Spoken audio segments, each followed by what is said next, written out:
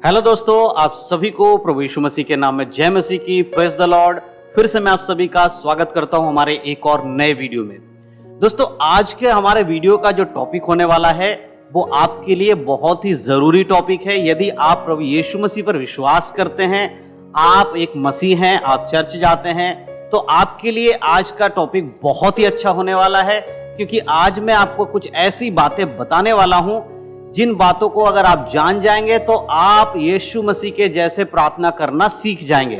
जी हाँ दोस्तों, अगर आप सही से प्रार्थना नहीं कर पाते हैं या आपको लगता है कि आपको प्रार्थना करना नहीं आता है, बहुत बार कई सारे हमारे जो व्यूअर्स हैं, जो हमें देखते हैं, हमारे वीडियोस को देखते हैं, कमेंट करते हैं कि ब्रदर हमें प्रार्थना सही से करना नहीं आता, हम कैसे प्रार्थना करें, एक बार आप हमें बता दीजिए। तो मैं आज आपको इस वीडियो के माध्यम से सारी बातें बताऊंगा कि कैसे आपको प्रार्थना करना चाहिए और कैसी प्रार्थना को यीशु मसीह के नाम से जब हम करते हैं परमेश्वर से, तो परमेश्वर हमें उसका उत्तर जरूर देते हैं। इसीलिए वीडियो को बड़े ध्यान से देखें, समझने की कोशिश करें, क्योंकि आज के वीडियो में मैं आपको क्लियर बताऊंगा कि आप एक अच्छे प्रार्थना यीशु मसीह के वचन के अनुसार कैसे कर सकते हैं। इसीलिए वीडियो को बड़े ध्यान से देखें, पूरा देखें, और वीडियो को देखने के बाद अपने मसीह भाई बहनों में वीडियो को शेयर करना बिल्कुल भी ना भूलें। और पहली बार अगर आप हमारे इस चैनल पर आए हैं, वीडियोस को देख रहे हैं, तो चैनल को सब्सक्राइब जरूर करें, ताकि हम जो भी वीडियोस बनाते हैं वो आप तक बड़े आसानी से पहुंच जाए। तो दोस्तों, चलिए देर नहीं करते हुए आज की वीडियो को शुरू करते हैं।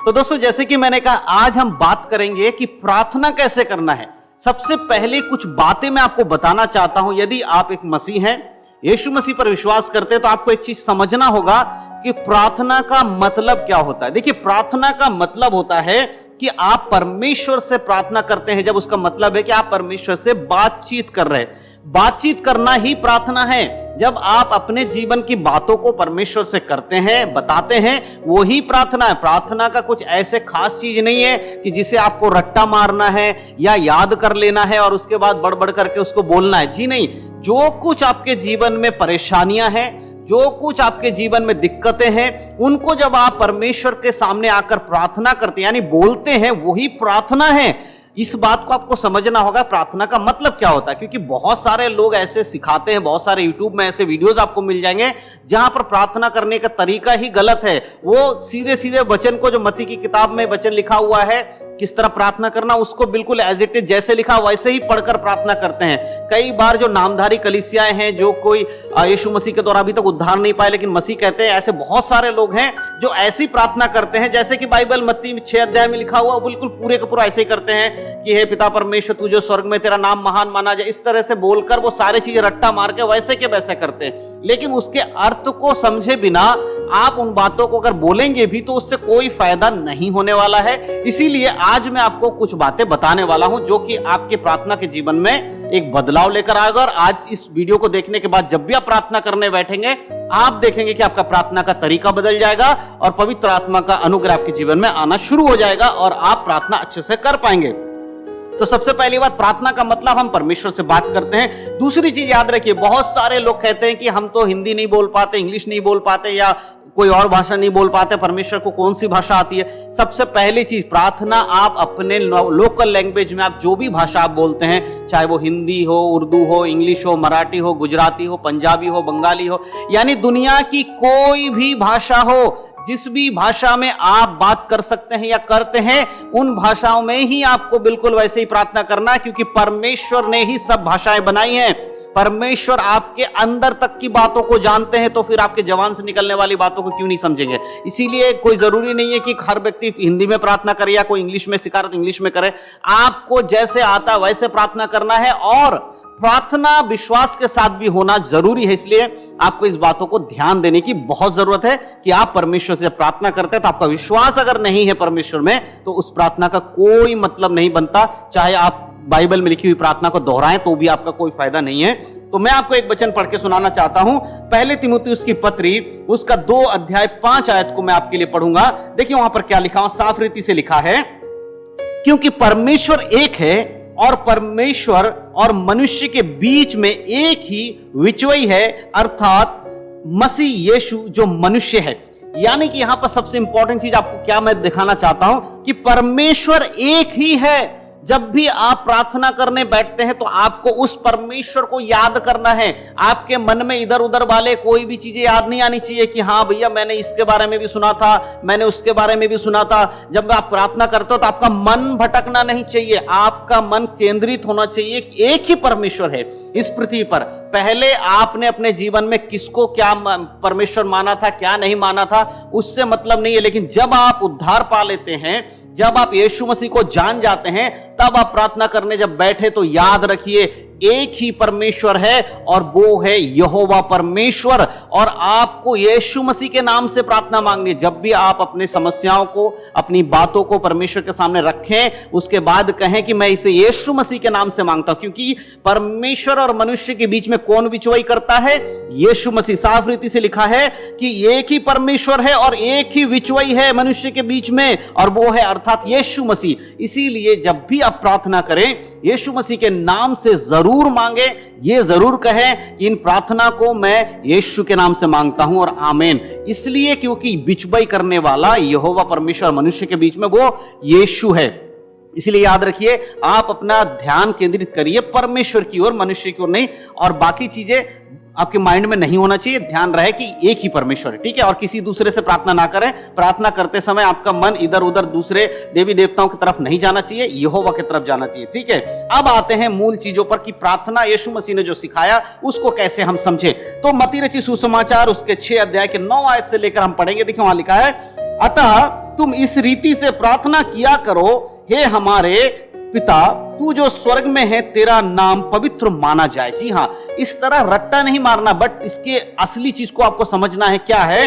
आपको प्रार्थना करते समय परमेश्वर को धन्यवाद देना है, उससे विनती करनी है। और पिता परमेश्वर जो स्वर्ग में है, इस बात को याद रहना। कहां है परमेश्वर? स्वर्ग में है। वो आपके घर के कोठरी में आते हैं, आपकी बातों को सुनते, लेकिन उनका स्वर्ग जो स्थान है वो कहां है? स्वर्ग में। इसीलिए प्रार्थना करते टाइम आपको याद होना चाहिए कि हम जिससे प्रार्थना कर रहे हैं वो पिता कहां रहते हैं? स्वर्ग में रहते हैं। स्वर्गीय पिता है और उसका नाम पवित्र है। इसीलिए अपने जीवन में यीशु मसीह के नाम को, परमेश्वर के नाम को कभी भी निंदा के योग्य ना समझे। इस बात को याद रखें, वो पवित्र है। 10 आयत में कहता है, तेरा राज्य आए, तेरी इच्छा जैसे स्वर्ग में पूरी होती है वैसे ही पृथ्वी पर हो।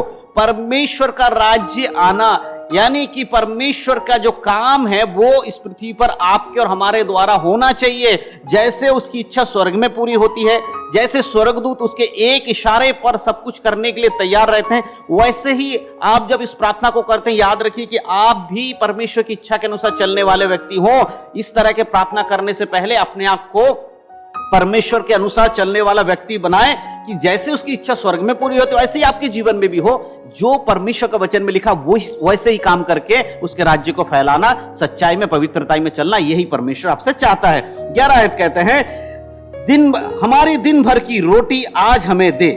दिन भर की रोटी। बहुत सारे लोग अपने भविष्य के लेकर चिंता करते हैं, लेकिन जो विश्वासी मसीह है, आप प्रार्थना करें आपकी रोज की रोटी आपको परमेश्वर दे। क्योंकि कल का दिन हम नहीं जानते कि हमारे साथ क्या होने वाला है। हम इस संसार में जीवित रहेंगे या आप इस संसार में जीवित रहेंगे नहीं जानते। इसीलिए कल क्या खाएंगे, परसों क्या खाएंगे, उसकी चिंता मत करिए। सबसे पहले आज अगर आप जीवित है तो प्रभु से प्रार्थना करिए, परमेश्वर आज दिन भर की रोटी आज हमें आप देना, क्योंकि आपने हमें बचाया है। ऐसे आज की हमेशा जो समय चल रहा है उसके लिए प्रार्थना करें, ठीक है। 12 में लिखा है, और जिस प्रकार हमने अपने अपराधियों को क्षमा किया है वैसे ही तू भी हमारे अपराधों को क्षमा कर। सबसे इंपॉर्टेंट चीज, परमेश्वर से जब भी आप प्रार्थना करते हैं कि प्रभु मेरे पापों को क्षमा कर दें, तो सबसे पहले आपको यह देखना होगा क्या आपने उन लोगों को क्षमा किया है जो आपके विरोध में काम करते हैं।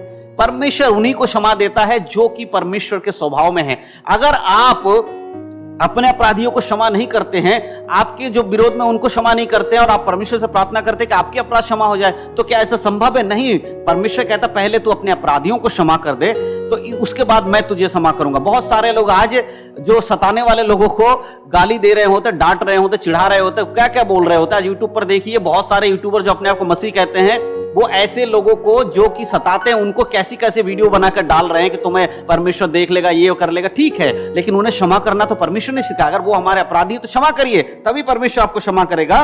और सबसे आगे एक चीज और 13 में लिखा है, और हमें परीक्षा में ना ला परंतु बुराई से बचा, क्योंकि राज्य और पराक्रम महिमा सदा तेरी है, आमीन।